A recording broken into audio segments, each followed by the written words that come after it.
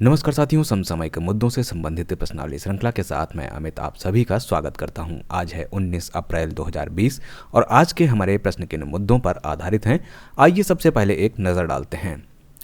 पहले प्रश्न में हम बात करेंगे 20 लाख खुदरा दुकानों की एक श्रृंखला पर, जिसको सरकार ने मंजूरी प्रदान करने की बात कही है।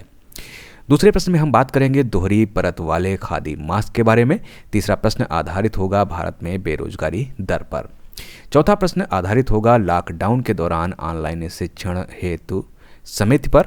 वहीं पांचवा प्रश्न आधारित होगा विश्व कला दिवस पर। जानेंगे एशियाई मुक्केबाजी चैंपियनशिप की मेजबानी के बारे में कि कौन करेगा, छठे प्रश्न में। वहीं सातवें प्रश्न में बात करेंगे आयुषंक नामक एक नया डिजिटल स्टेथोस्कोप बनाया गया है, ये किसने विकसित किया है, इसके बारे में। आठवां प्रश्न आधारित होगा विश्व चगास रोग दिवस पर। वहीं बात करेंगे कोवसैक के विकास के बारे में नवें प्रश्न में। और 10वां प्रश्न आधारित होगा रंजीत चौधरी के निधन पर। तो हमारे पास पहला प्रश्न है, निम्नलिखित में से भारत सरकार द्वारा किस प्रकार के 20 लाख खुदरा दुकानों की एक श्रृंखला स्थापित करने की योजना है। हमारे पास ऑप्शन है किराना स्टोर, अन्नपूर्णा स्टोर, सुरक्षा स्टोर या इनमें से कोई नहीं। तो यहाँ पर जो इसका सही उत्तर है वो है सी, सुरक्षा स्टोर। भारत सरकार द्वारा सुरक्षा स्टोर के 20 लाख खुदरा दुकानों की श्रृंखला स्थापित करने की योजना है। इस योजना के अंतर्गत मोहल्लों के किराना स्टोरों को चिन्हित करके उन्हें सुरक्षा स्टोर में तब्दील करना है। ये स्टोर दैनिक वस्तुओं की आपूर्ति करेंगे, इन्हें कीटाणु मुक्त भी किया जाएगा। हमारे पास अगला प्रश्न है, हाल ही में दोहरी परत वाले खादी मास्क निम्न में से किसके द्वारा विकसित किए गए हैं। हमारे पास ऑप्शन है स्वास्थ्य मंत्रालय, KVIC, ट्राइफेड या इनमें से कोई नहीं। तो इसका जो सही उत्तर है वो है बी, KVIC। KVIC यानी कि khadi and village industries commission द्वारा दोहरी परत वाले खादी मास्क विकसित किए गए हैं। इनकी आपूर्ति के लिए बड़े ऑर्डर प्राप्त किए गए हैं।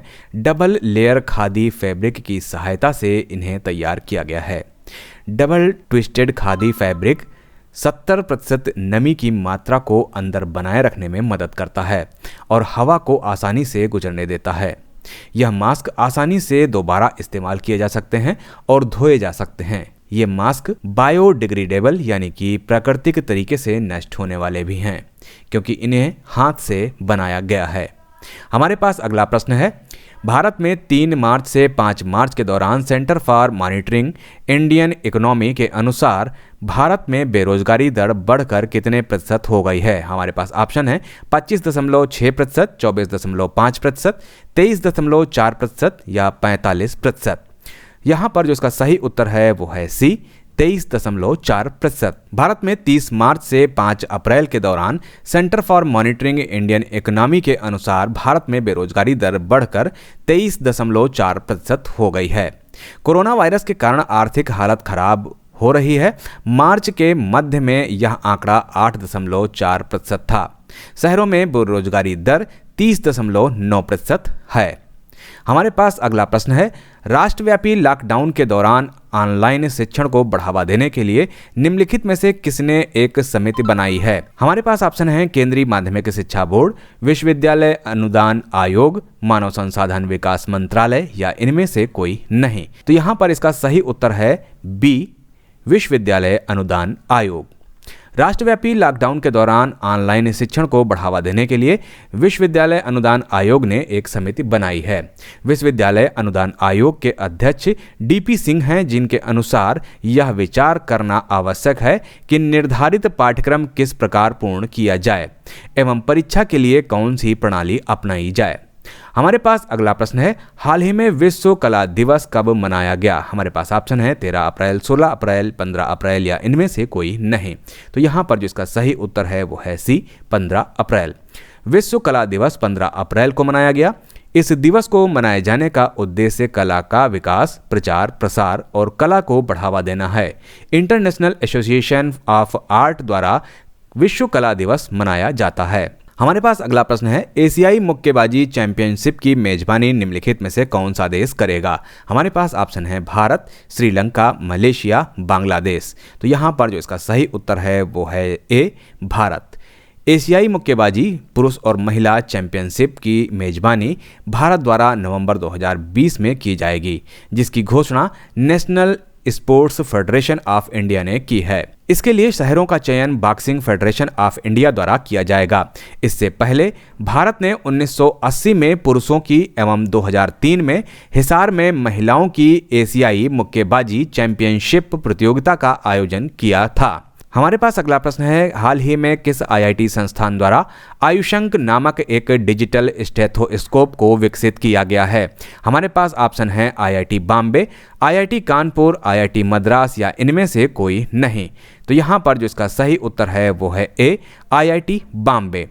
आईआईटी बॉम्बे द्वारा आयुषंक नामक एक नया डिजिटल स्टेथोस्कोप को विकसित किया गया है, जिसके सामान्य स्टेथोस्कोप से परिवर्तित किया गया है। सामान्य स्टेथोस्कोप से कोरोना वायरस रोगियों की देखभाल करने वाले स्वास्थ्य पेशेवर कर्मियों को संक्रमण का खतरा न हो, इसके लिए इसे विकसित किया गया है। इस डिवाइस को रिमोट ऑस्कल्टेशन यानी कि धड़कन सुनने के लिए विकसित किया गया है। इसे बायोमेडिकल इंजीनियरिंग और प्रौद्योगिकी उस्मायन केंद्र के सहयोग से विकसित किया गया है।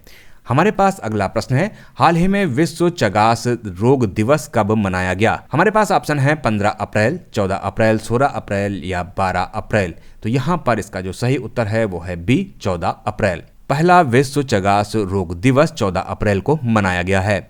इस दिवस को मनाए जाने का उद्देश्य चोगा रोग यानी कि जो रोग कीड़ों से होते हैं और साइलेंट एंड साइलेंटेड डिजीज के बारे में जागरूकता फैलाना है। इस बीमारी का नाम डॉक्टर कार्लोस जस्टियानो रिबेरो चगास के नाम पर रखा गया है, जिनके द्वारा 14 अप्रैल 1909 को ब्राजील में इसके रोगी का इलाज किया गया था। चगास रोग ऐसे स्थानों पर फैलता है जहां ट्रिएटोमाइन कीड़ा ट्रिपैनासोमा क्रूजी फैलता है। यह एक हल्का रोग है जिसमें सूजन और बुखार हो जाता है, जो लंबे समय तक भी चल सकता है। हमारे पास अगला प्रश्न है, हाल ही में किस संस्था द्वारा कोविड-19 संक्रमित रोगियों से नमूने प्राप्त करने के लिए कोवसैक का विकास किया गया है? हमारे पास ऑप्शन है इसरो, डीआरडीओ, स्वास्थ्य मंत्रालय या इनमें से कोई नहीं।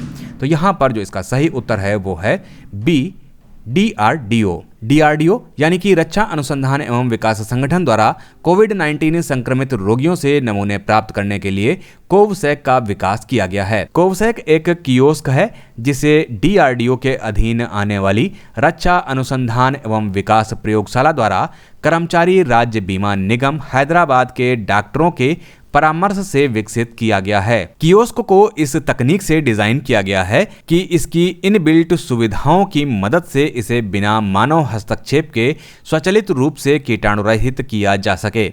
सैंपल लेते समय स्वास्थ्य कर्मियों को पीपीई पहनने की जरूरत नहीं है। इस कियोस्क केबिन की शील्ड स्क्रीन स्वास्थ्य कर्मियों को रोगी का सैंपल लेते समय सुरक्षा प्रदान करती है। हमारे पास अगला प्रश्न है, हाल ही में रंजीत चौधरी का निधन हो गया, वे किस क्षेत्र से थे? हमारे पास ऑप्शन है अभिनय, खेल, लेखन या चिकित्सा। तो ये थे अभिनय से संबंधित। सिनेमा, टेलीविजन और थिएटर अभिनेता थे ये रंजीत चौधरी, जिनका निधन 64 वर्ष की आयु में हो गया है। उन्होंने खूबसूरत, मिसिसिपी मसाला और American TV series the office व प्रिजन ब्रेक, बैंडिट क्वीन जैसी फिल्मों में अभिनय किया है। तो ये थे हमारे आज के समसामयिक मुद्दों से संबंधित 10 प्रश्न। मिलते हैं कल नए 10 प्रश्नों की श्रृंखला के साथ, तब तक के लिए मुझे दीजिए इजाजत। नमस्कार, धन्यवाद।